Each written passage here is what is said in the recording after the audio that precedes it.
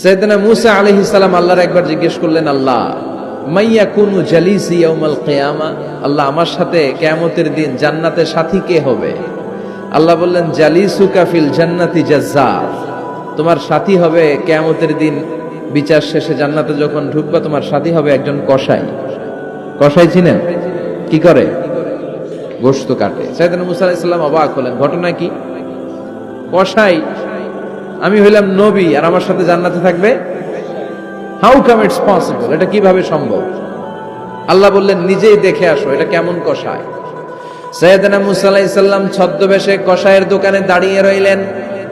দেখলেন স্পেশাল বিশেষ কোনো আমল নাই, কসাই শুধু গোশত কাটে, গোশত বিক্রি করে। দিন শেষে দোকান বন্ধ করে প্যাকেটের ভেতরে গোশত নিয়ে বাড়িতে রওনা হয়েছে।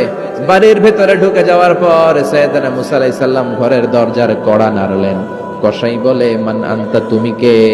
মূসা আলাইহিস সালাম বললেন, আনা মুসাফির, আমি মুসাফির, থাকার জায়গা নেই, আপনি যদি থাকার জায়গা দেন আপনার বাড়িতে থাকবো।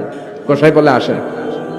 সাইয়েদনা মূসা আলাইহিস সালাম ঢুকলেন। কসাই বলে, এই ঘরে একটু থাকেন, ওই ঘরে আমার একটু কাজ আছে। মূসা আলাইহিস সালাম বললেন, যান, কাজ সেরে আসেন। মূসা আলাইহিস সালাম খেয়াল করলেন ওই ঘরে মাচার উপর থেকে বয়োবৃদ্ধ এক নারীকে তিনি নামিয়ে গোসল করালেন, টাওয়াল দিয়ে গা মুছিয়ে দিলেন, নতুন জামা পরিয়ে দিলেন। এরপর দোকান থেকে আনা সুন্দর গোশতের টুকরাটারে নিজ হাতে কেটে রান্না করলেন। তারপর রুটি বানালেন, আর গোশত আর রুটি হাতে নিয়ে ওই মহিলার মুখে তুলে দিচ্ছেন। মহিলা খাচ্ছে, খায় আর বিড়বিড় করে কি যেন দোয়া পড়ে।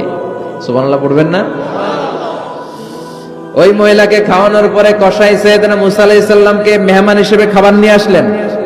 বললেন, ও পথিক, খাবার খান, সকালবেলা আপনিও চলে যাবেন, আমিও যাব আমার দোকানে, খেয়ে আপনি ঘুমিয়ে পড়েন।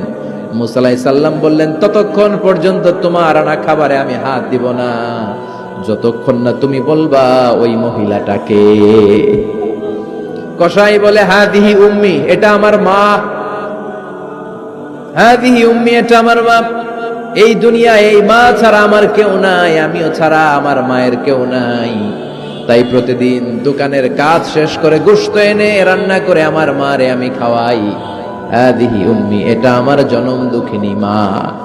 সাইয়েদনা মূসা আলাইহিস সালাম, বুঝলাম তোমার মা, কিন্তু তুমি যখন রুটি তোমার মায়ের মুখের ভেতরে তুলে দিচ্ছিলে, তোমার মা বিড়বিড় করে কি যেন পড়লো, কি পড়ে তোমার মা?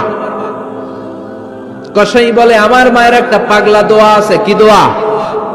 আমি জানি কশিন কালো এই দোয়া কবুল হবে না। আবেগের বশবর্তী হয়ে প্রতিদিন আমার মা আমার খেদমতে আমার উপর এত সন্তুষ্ট হয়ে যায়, এত খুশি হয়ে যায়। আমার মা প্রতিদিন বলতে থাকে, আল্লাহুম্মা জাআল ইবনি জালিসা মূসা ইয়াউমাল কিয়ামা। ও আল্লাহ, আমার ছেলের খেদমতে আমি এত সন্তুষ্ট, আমার ছেলের উপর আমি এতটাই রাজি খুশি।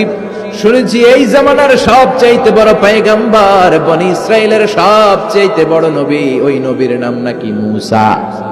ও আল্লাহ, আমি এত কিছু জানি না, এত কিছু বুঝি না, এত কিছু চাই না, তোমার দরবারে শুধু একটাই চাওয়া, একটাই ফরিয়াদ, তুমি আমার ছেলেরে কিয়ামতের দিন মূসার সাথে হাসর নসিব করে দিও। আমার ছেলে কসাই ছেলেটারে তুমি মূসার জান্নাতের সাথী বানিয়ে দিও। আল্লাহুম্মা জাআল ইবনি জালিসা মূসা ইয়াউমাল কিয়ামা। জালিস মানে ফ্রেন্ড, বন্ধু। আল্লাহ, জান্নাতে আমার ছেলেরে তুমি মূসার বন্ধু বানিয়ে দিও। মূসা আলাইহিস সালাম এবার বুঝতে পারলেন। তিনি বললেন, ঘটনা তো এই জায়গায় এতক্ষণে বুঝতে পেরেছি, কেন আমার সাথে মুফাসসির যাবে না, হাফিজে কোরআন যাবে না, শহীদরা যাবে না, ওলিরা যাবে না, নবীরা যাবে না, আমার সাথে জান্নাতে যাবে কসাই। এটা মায়ের দোয়া। কার দোয়া? মায়ের দোয়ার দরকার আছে না নাই? অনেক পাওয়ারফুল মায়ের দোয়াটা। বুলেট মারলে বুলেট মিস হয়, মায়ের দোয়া মিস হয়? ড্রোন হামলা করলে ড্রোন হামলা মিস হয়ে যেতে পারে, কিন্তু মায়ের দোয়া কশিনকালে মিস হয় না। চিল্লায় বলেন ঠিক কিনা? মায়ের দোয়াটাও কবুল, বদদোয়াও কবুল। ভয়ঙ্কর কিন্তু। মা দোয়া করলে কবুল হয়, কিন্তু বদদোয়া করলে কবুল হয় না। এরকম হলে it was not a big deal, এটা বড় সমস্যা ছিল না। কিন্তু দোয়া করলেও যেমনি কবুল, বদদোয়াটাও কবুল। এজন্য খবর আছে না নাই? এক একটা মায়ের এক একটা বেবি জন্ম দিতে কষ্ট হয় না? শুধু কষ্ট, কি পরিমাণে কষ্ট এটা মা জানে, বাবা জানে না। এজন্য বিষ্ণু বলেছেন, মায়ের মর্যাদা বাবার চেয়ে কয় গুণ বেশি। আবার আল্লাহ বলেছেন হামালাতু উম্মুহু, বাবা তোমারে পেটে ধরে নাই, পেটে ধরেছে কে? ওয়াহানান আলা ওয়াহান, ব্যথা কষ্ট জ্বালা পেইন বাবা সহ্য করে নাই, করেছে কে? ওয়াফিসালুহু ফি আমাইন, 2 বছর তোমারে বাবা দুধ খাওয়ায় নাই, দুধ খাওয়ালো কে?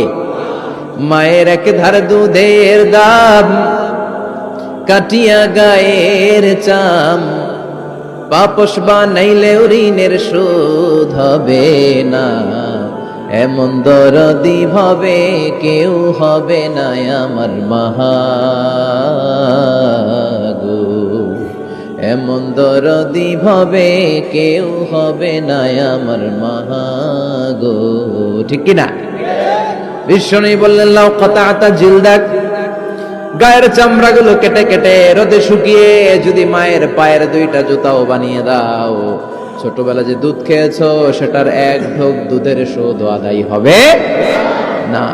এজন্য মা যে কি কষ্ট করে, এখানে বেশিরভাগই আমরা নরমাল প্রসেসে পৃথিবীতে এসেছি, তাই না? সিজারিয়ান বেবি খুব কম, থাকলে 1-2টা।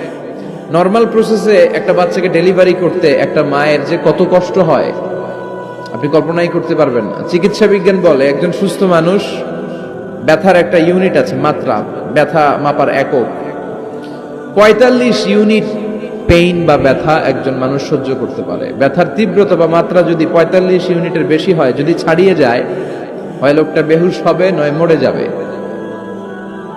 আমার আর আপনার মা যখন আমাদেরকে নরমাল প্রসেসে ডেলিভারি করেছেন তখন তারা 45 না 57 ইউনিট প্লাস 57 থেকে 60 ইউনিটের পেইনও তারা ছাড়িয়ে গেছে। 57 ইউনিটেরও বেশি ব্যথা তারা সহ্য করেছে, যেটা কোনো অ্যাক্সিডেন্টে আপনার দেহের 206টা হাড্ডি আছে তো 20টা হাড্ডি একসাথে কোনো অ্যাক্সিডেন্টে ভেঙে গেলে যত ব্যথা তার চেয়েও বেশি ব্যথা। এজন্য মায়ের মনে কষ্ট দেয়া যাবে, মায়ের মনে কষ্ট দিয়ে জীবনে কেউ সফল হতে পারে নাই।